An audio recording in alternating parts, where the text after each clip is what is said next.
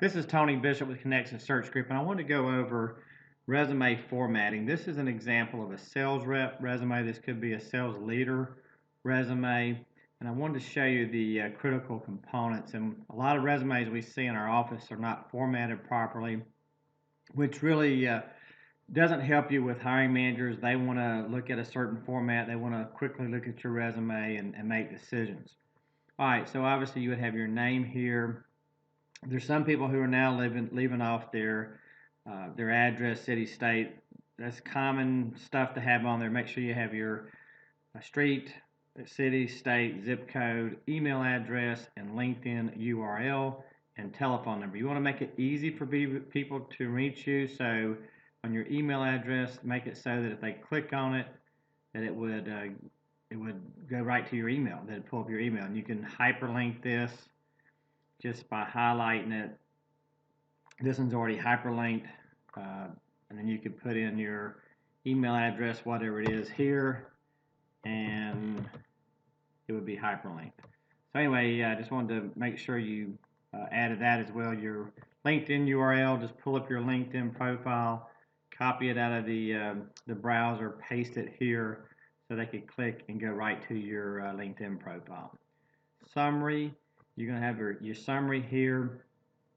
Instead of having an objective, a lot of people like to have a summary. It just summarizes your experience. So it's really succinct, and you don't have to change it for every job, and it gives people a snapshot of what you do and your expertise. Okay, let's go to work experience, and this is all centered formatted. It could be, you could have it left indented, whatever you like. This is not really a critical component. Here with the company, here's ABC Company, and then you can see the dates. This person worked for this company from 2014 to 2017 March. Make sure you put the month and the year. Month and year. Most people leave that out. Creates a lot of confusion, a lot of questions for the hiring managers. They like to see the month and year. And then on the description for the company, describe what your company does. This company is a Fortune 1000 company, manufactures chemistry, hematology, IA equipment, and reagents that are sold to hospital and reference labs. So you give a quick description of what the company does, and then for your title, so this would be your title at this company, sales executive.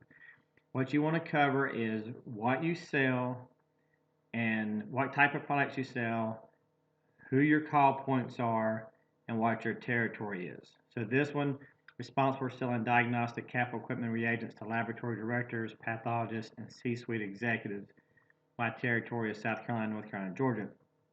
So when a recruiter or hiring manager looks at this, they know exactly what you sell and who you sell it to and what your territory is. That's what they want to know when they're reviewing resumes. So make that real clear. That's enough. It doesn't have to be 4 or 5 sentences as long as you cover those critical points. Then obviously achievements. We have a separate video on achievements. You can watch that. Bottom line is, for sales reps, they need to be quantifiable.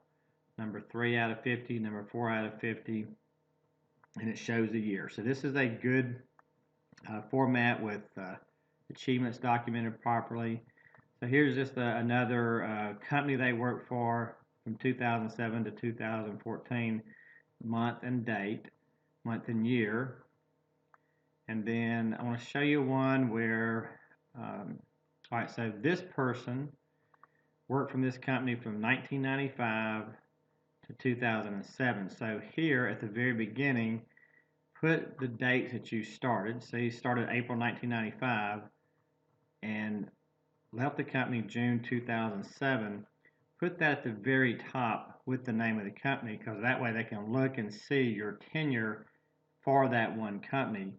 And then for each job that you held there, make sure you put the dates that you held those jobs.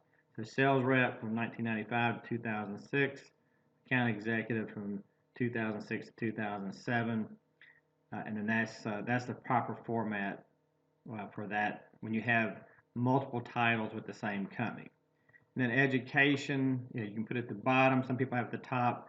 not critical, Bachelor of Science, Chemistry 1995, where you went, GPA, any thing that really stands out on your resume. Notice that this person has their date of graduation, and then you can see they went to work right after they graduated.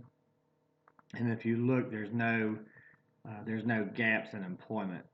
So they've always gone straight to another job. There's no gaps. If you do have gaps, that creates questions for the hiring manager. Just make sure you explain them in your resume. Do not leave them blank because that's what hiring managers look for. As far as some people say, hey, I'm not going to put the date I graduated because either they feel like they're too young or they're too old. Bottom line is just keep in mind when you go to interview, they will know how old or how young you are. Use your age to your advantage. If you experienced person, then use that to your advantage. Don't hide it. Lead with it. If you're a young person just getting started, use that as well to your advantage. All right, I hope that helps. If you need additional information, we'll have some contact info so you can reach out to us. If you'd like a copy of this template, then you can email me and I'll send this to you as well.